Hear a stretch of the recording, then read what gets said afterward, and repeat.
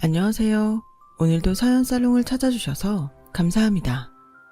서울에 사는 50대 후반의 여성이에요.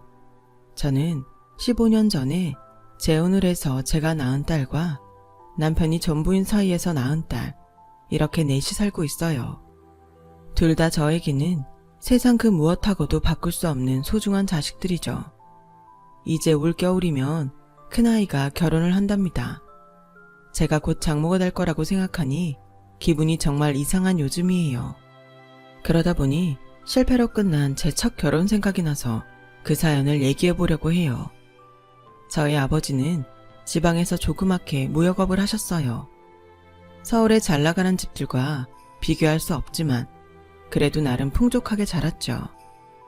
남동생은 머리도 좋고 끈기도 있어서 지역에서도 손에 꼽힐 만큼 공부를 잘했어요. 부모님은 그런 남동생을 밀어주고 싶어 하셨어요.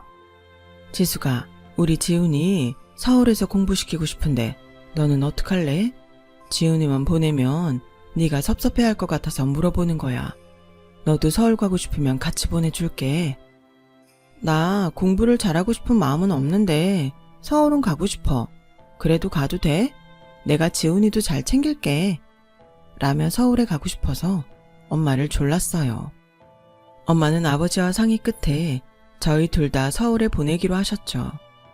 처음에는 새로운 환경에서 부모님 간섭 없이 둘이 사는 게 너무 좋았는데 시간이 지날수록 엄마 아빠가 저희한테 해주신 일이 얼마나 많은지 절실히 깨달았어요. 청소나 빨래도 그렇고 살다 보니 전구 하나 가는 것도 어렸던 저희한테는 굉장히 어렵고 낯설었죠. 엄마는 일주일에 한 번씩 올라오셔서 저희가 먹을 반찬을 두고 가셨어요. 하지만 얼마 안 가서 엄마가 많이 아프셨고 전처럼 자주 오지 못하게 되셨어요. 엄마, 걱정하지 마. 내가 원래 요리 좀 하잖아. 안 그래도 엄마 너무 무리하는 거 아닌가 걱정했어. 내가 지훈이 잘 돌볼 테니까 엄마는 얼른 낫기만 해. 네가 고등학생이라 더 중요할 때인데 신경 쓰게 해서 미안해. 아니야. 그리고 서울 온 것도 원래 나보다 지훈이 때문인데 뭐. 라며 엄마를 안심시켰어요. 제가 요리에 관심도 많고 간단한 건 가끔 해봤지만 본격적으로 반찬을 만들고 밥을 하려니 이런저런 실수가 많더라고요. 그런데도 동생은 한 번도 불평하지 않고 제가 해주는 걸 맛있게 먹었어요. 누나도 공부해야 되는데 내가 좀 미안하네. 그래도 누나가 있으니까 난 좋아. 외롭지 않고. 누나 공부는 걱정하지 마. 누난 그렇게 잘할 생각이 없거든. 그럴 머리도 안 되고. 그런 말 하지 마. 기본은 해야지. 우리가 둘 다 서울에 온 보람이 있지. 예전에 삼촌들 말 못 들었어? 학교 다닐 때 공부 열심히 안 해서 좋은 데 취직 못하고 사업할 능력도 안 돼서 후회된다고 했잖아. 아빠가 부럽다고 말이야. 나 챙기는 것만 신경 쓰지 말고 누나도 공부해. 라며 오히려 저보다 더 어른스러운 말을 하더라고요. 동생이 그렇게 말을 하니 저도 머쓱해졌어요. 그리고 전에는 관심 두지 않았던 문제집도 풀어보고 학교 수업 시간에도 전보다 더 집중했죠. 그랬더니 거짓말처럼 성적이 오르더라고요. 전에는 해도 안 될 거라는 생각에 아예 포기했었거든요. 기본만 하면 된다는 동생 말이 뭔지도 알았죠. 누구든 학교 수업 시간에 잘 듣고 그날 복습만 잘해도 어느 정도 성적이 나오는 거였어요. 동생은 전교등수에 들 만큼 공부를 잘했고 저도 성적이 오르니 고향에 있는 부모님도 서울에 보낸 보람이 있다며 굉장히 좋아하셨어요. 그렇게 시간이 흘러 저는 고3이 돼서 진로를 고민하게 됐어요. 저는 아버지처럼 제 일을 할 수 있으면 좋겠다고 생각했어요. 하지만 아버지가 하는 무역에는 별 관심이 없어서 이것저것 보다가 나중에 창업을 하면 되겠다는 결론에 이르렀고 저는 일단 경영학과에 가기로 했어요. 제 성적으로 아주 좋은 대학은 무리였지만 중위권 대학에 갈 성적은 됐거든요. 부모님은 재수각고 하고 좋은 데 넣어보고 안 되면 재수를 하라고 하셨지만 저는 1년이라는 시간을 허비하고 싶지 않더라고요. 제가 갈 수 있는 데에 지원했어요. 그리고 무난히 합격을 해서 대학생이 됐죠. 처음에는 애들과 분위기에 휩쓸려 여기저기 놀러 다니고 술도 많이 마셨어요. 하지만 2학년이 되고 동생은 고3이 되었고 아버지 사업이 어려워졌고 저는 그제야 정신이 번쩍 들었어요. 이렇게 놀 때가 아니었던 거죠. 저는 동생도 챙기고 집안도 돌봐야 된다는 책임감에 새벽에 일어나 동생 도시락을 싸고 학교 조교실로 알바를 갔어요. 그렇게 정신없이 살다 보니 어느덧 시간이 흘러 저는 의료기기 회사에 들어가게 됐어요. 창업을 하겠다는 저의 꿈은 바쁜 현실 속에서 잊혀져 버린 거죠. 그 무렵 아버지는 회사를 접고 시작하신 투자가 잘 됐어요. 새롭게 시작하는 사업들에 나눠서 투자를 하신 건데 대박이 난 거예요. 지숙이 네가 회사 가지 말고 아빠 돈으로 창업하라니까. 아빠 그 정도는 해줄 수 있어. 아니에요. 경험도 없고 회사 일을 배워본 적도 없는데 무작정 사업하겠다고 하면 잘못될 수 있잖아요. 먼저 회사 일부터 배우고 차근차근 할게요. 실제로 저는 오랫동안 사업을 하신 아버지가 어려워지는 걸 보고 겁이 많이 생겼었어요. 그래서 뭐든지 안전하게 하는 게 좋다는 마음이 생겼죠. 제가 회사에 들어가고 1년 정도 지난 후 남동생은 미국으로 유학을 갔고 저는 어떤 남자와 사귀게 됐어요. 저희 회사 거래처인 대학병원 의사였는데 제가 보고 한눈에 반했죠. 처음에는 제가 적극적으로 병원에 찾아가고 연락도 해서 사귀게 됐는데 6개월 정도 사귄 후부터는 남자가 먼저 결혼하고 싶어 하더라고요. 지숙씨, 우리 이렇게 밖에서 만나는 거 시간 낭비라고 생각 안 해요? 나는 우리가 차라리 매일 같이 있으면 돈도 더 아끼고 좋을 것 같은데? 나랑 계속 사귈 거잖아요. 그럼 차라리 결혼해요. 근데 이렇게 갑작스럽게요? 무슨 일 있어요? 무슨 일이 있는 게 아니라 결혼하고 싶다는 건데 왜요? 막상 결혼하자고 하니까 마음이 변했어요? 나랑은 그냥 즐기기만 하고 결혼은 사업하는 사람이랑 하려고 했어요. 아버지가 사업하신다면서요. 그러니까 그런 사람들이 좋겠네. 아니에요. 그렇지 않아요. 그냥 너무 갑자기 그렇게 말하니까 조금 놀랐던 거죠. 그리고 우리 아빠 지금은 투자만 하시지 직접 사업을 하시는 건 아니에요. 나도 석호 씨하고 결혼하고 싶어요. 근데 조금만 생각할 시간을 줘요. 하지만 남자는 나를 만날 때마다 결혼을 하자고 졸라댔고 저는 이러다 이 남자가 나한테 지쳐서 떠나면 어쩌나 싶어 결국 그러자고 했어요. 남자는 중학생 때 아버지가 돌아가시고 어머니와 단 둘이 살고 있었어요. 홀어머니라 아들에게 집착이 강할 것 같아 긴장했는데 아니나 다를까 집으로 인사를 갔더니 자부심이 굉장하더라고요. 너 우리 아들하고 결혼하려면 혼수 1억하고 석호 외제차는 해와야 된다. 나보고 사고방식이 낡았다고 할지 모르지만 지금도 의사한테 시집 오려면 열쇠 2개, 3개 이런 얘기를 다들 해. 난 그거에 비하면 정말 소박한 거야. 라고 대놓고 얘기하는데 진짜 말문이 막히더라고요. 엄마는 무슨 사람 보자마자 그런 얘기를 해. 지숙씨 놀라겠네. 지숙씨 집 그렇게 예의 없는 집안 아니야. 아버지도 사업하셨고 남동생은 지금도 미국에서 공부하는데 그렇죠 지숙씨? 라는데 우리 집에서 혼수를 제대로 안 하면 안 되겠구나 그런 생각이 들더라고요. 그때는 제가 너무 순진했던 것 같아요. 부모님도 의사사회라고 하니까 그 정도는 해야 되지 않겠냐고 하셨어요.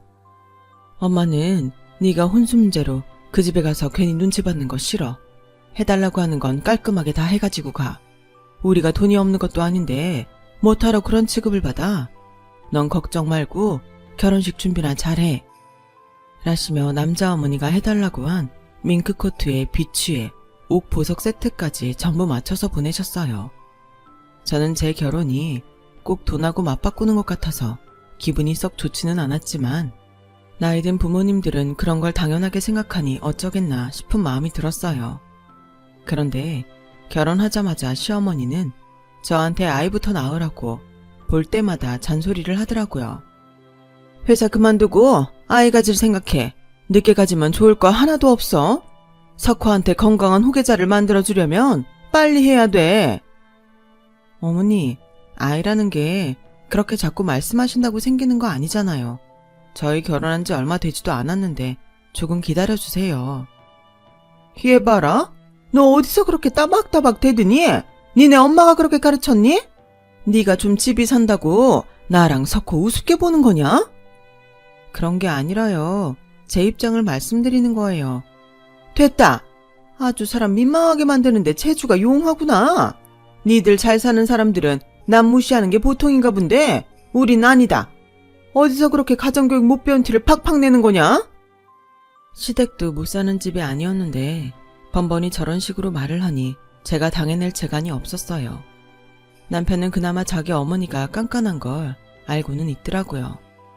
당신이 고생 많은 거 알아. 엄마가 좀 생각이 옛날 스타일인데 어쩌겠어. 노인한테 고치라고 할 수는 없잖아.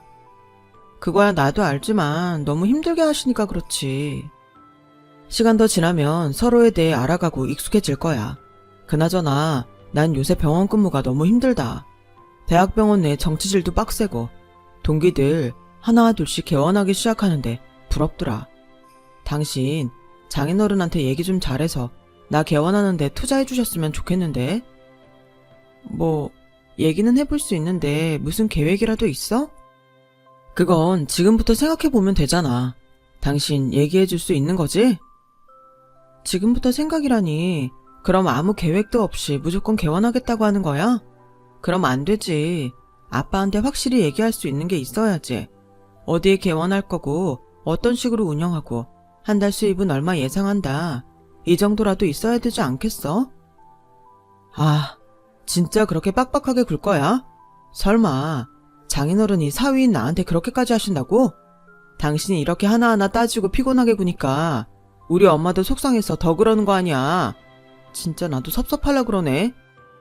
라며 도리어 삐져서 다음날까지 저한테 말도 안 하는데 저는 정말 제가 큰 잘못이라도 한 것만 같더라고요. 별 수 없이 제가 대충 개원 계획서를 짜서 친정으로 들고 갔어요. 사위가 병원 낸다는데 해줄 수 있는 건 당연히 해줘야지. 근데 하고 싶으면 자기가 와서 당당히 말해야지. 널 내세우는 게 마음에 들지 않는다. 그이가 요새 많이 바쁘대. 병원 일이 많이 힘든가 봐요. 이해해 주세요. 제 말에 아버지는 한숨을 푹 쉬더니 알았다고 하셨어요. 아버지 허락이 떨어지고 남편은 신이 나서 대학병원 관둘 준비를 했고 강남에 상가를 알아보고 개원 준비를 할 무렵 저는 임신 사실을 알았어요. 친정에서는 다들 축하해줬는데 그렇게 닥달을 하던 시어머니는 너 이제부터 정말 뭔가 좀 조심해야 된다. 첫 아이가 유산 잘 되는 거 알지? 어디 나서고 돌아다니지 말고 남편이 하는 일에도 아무 말 하지 말고 네가 입이 좀 방정이잖냐. 그러니까 개원도 출산도 잘 되려면 네가 잘해야 되는 거야. 알았어? 라며 겁만 주더라고요. 저는 입덧도 심했고 몸이 잘 붓고 힘든데도 개원했다고 맨날 느는 남편한테 한마디 하소연도 할 수 없었어요. 남편은 제가 아이를 가진 다음부터 눈에 띄게 저하고 멀어졌어요. 아예 병원 근처에 오피스텔을 얻고 거기서 왔다 갔다 하고 싶다는 말까지 했어요. 아니, 자기 부인이 이렇게 고생하는데 너무하는 거 아니야? 나도 힘들어. 하루 종일 환자들 비위 맞추고 간호사들 달래고 그러고 들어오면 쉬게 해줘야 되는데 당신이 또 징징대잖아. 누가 개원하랬어? 당신이 하고 싶다고 한 거면 그만한 각오는 했어야지. 지금 나보고 잘못했다는 거야? 라며 크게 싸움만 나서 그 다음부터는 아예 말을 하지 않기로 했어요. 그리고 제가 딸을 낳던 날 시어머니는 친정엄마가 있는 앞에서 같이 입원했던 여자는 아들 낳아서 그 시어머니가 되게 좋아하더라고요. 아우, 손잡아서 정말 좋겠다. 아니, 딸이 뭐가 어때서요? 손녀는 그 집일 줄 안 섞였대요. 라며 평소 얌전했던 엄마가 버럭 화를 낼 정도로 마음을 상하게 했어요. 남편은 뒤늦게 병원에 와서 친정 부모님한테 인사를 하는 둥 마는 둥 하더니 장모님이 저희 어머니한테 소리 지르셨다면서요. 뭐 저희보다 잘 사니까 그러시는 거 이해하겠는데 예의는 좀 지켜주세요. 자네 지금 지숙이 몸 풀고 딸라한테 와서 축하하고 고생했다는 말보다 나한테 따지는 게 더 급한가? 그리고 말끝마다 우리가 잘 살아서 어쩐다고 하는데 그러는 자네 집안은 왜 그렇게 우리한테 무례한 건데? 저희가 뭐 어쨌다고 그러세요. 다 오는 게 있어야 가는 게 있는 거 아니겠어요? 자네 지금 그걸 말이라고 하나? 라며 엄마는 기가 막혀서 어쩔 줄 몰라 하셨어요. 저는 싸우기도 싫어서 아예 고개를 돌리고 쳐다도 보지 않았어요. 아무래도 내가 막장 집안에 시집 온 것 같다고 후회가 되기 시작했죠. 그렇지만 아이도 있고 어떻게든 잘 꾸려가야 한다고 생각했어요. 하지만 딸아이가 3살이 됐을 때 저희 아버지가 투자 손실을 크게 입고 빚쟁이들한테 시달리는 신세가 되자 남편은 저한테 이혼 서류를 내밀었어요. 이제 그만하자. 당신도 나한테 정 없어진 지 오래됐잖아. 이러고 사는 게 무슨 의미가 있어? 당신 원하는 대로 해줄게. 나 생각해주는 척 하지 마. 우리 친정 망하니까 이러는 거 다 알아. 그래, 도장 찍고 다시는 보지 말자. 내 평생의 가장 큰 실수가 당신한테 반한 거니까 이 정도는 감수해야지. 하지만 시어머니는 제가 생활비를 헤프게 쓰고 남편 뒷바라지를 안 했다며 변호사를 선임해서 위자료를 거의 못 받게 만들었어요. 너 나한테 서운할 수도 있는데 나도 어쩔 수 없어. 이렇게 법적으로 확실히 해놔야 네가 나중에 양육비 니 뭐니 딴소리 안 할 거 아니냐?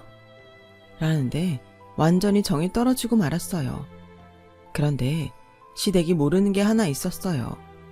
아버지 일은 힘들게 되고 잠시 빚쟁이들에게 시달렸지만 제 동생이 한국에 돌아와서 당시 뜨기 시작한 벤처 사업을 하며 돈을 많이 벌고 있었다는 걸요. 아이를 낳은 후 이미 마음이 식은 저는 남편과 시어머니가 어떤 사람들인지 어느 정도는 감을 잡았고 그건 저희 친정도 마찬가지였어요. 동생이 돈을 잘 번다는 걸 알면 어떻게 나올지 보였거든요. 그동안 고생 많았다. 네가 어떻게든 가정을 꾸려가려고 노력한 거 다 알아. 근데 저런 사람들하고는 연을 끊는 게 더 낫다. 세상 사람들이 애 딸린 이혼녀라고 하는 게 뭐가 어떠냐? 남의 말보다 네가 앞으로 어떻게 사느냐가 훨씬 중요해. 엄마는 저와 딸아이를 안아주셨어요. 아버지 투자 손실은 우선 동생이 메꿔줬고 그 사이 주식과 부동산이 잘 돼서 아버지는 빚을 다 갚고 안정을 찾으셨어요. 지수가, 이제는 너도 네 일을 해봐도 될 것 같지 않냐? 아버지는 이제 다른 사람들한테 돈을 대주느니 망해도 내 딸한테 투자해보고 싶구나. 라며 저보고 일을 해보라고 밀어주셨어요. 저는 그제야 제 사업을 하고 싶어서 경영학과를 갔던 게 떠올랐고 여러 가지를 검토해보고 건강식품 사업을 시작했어요. 당시 웰빙 열풍이 막 불기 시작했던 터라 친환경 건강식품은 강남을 중심으로 입소문을 타며 점점 번창해 갔어요. 저희는 건강 곡물과 김을 중심으로 종류를 늘려갔어요. 어려운 때도 있었지만 저는 나름 고비를 잘 넘겨가며 사업을 계속했고 어느덧 8년이라는 시간이 흘러 저희 회사도 안정적으로 자리를 잡았어요. 그러던 어느 날 동생이 저한테 제안을 했어요. 우리 회사가 들어갈 건물을 알아보고 있는데 우리는 3층 정도 쓰면 되니까 누나네 회사가 들어오면 어때? 그러면 나야 좋지. 나도 건물 사는데 보탤게. 아니야, 안 그래도 돼. 그냥 같이 있자는 건데 뭐. 그래도 계산은 확실히 해야지. 어차피 우리 회사 들어있는 보증금 뺄 건데 거기에 조금만 더 보태서 낼게. 그래야 내 마음도 편해. 결국 동생은 제 말대로 하기로 했고 저희는 본격적으로 건물을 알아보기 시작했어요. 그렇게 몇 달간 건물을 찾은 끝에 저희 회사와 동생 회사가 쓸만한 아담한 건물을 찾을 수 있었어요. 저와 동생은 날을 잡아서 같이 부동산을 찾아갔죠. 저희에게 건물을 보여준 중개인은 어떻게든 저희를 잡아야겠다고 생각했는지 자기가 점심을 대접하겠다고 하더라고요. 저나 동생이나 바빠서 괜찮다고 몇 번이고 사양했지만 그럼 다른 날이라도 먹자며 기어이 저희를 식사 자리에 초대했어요.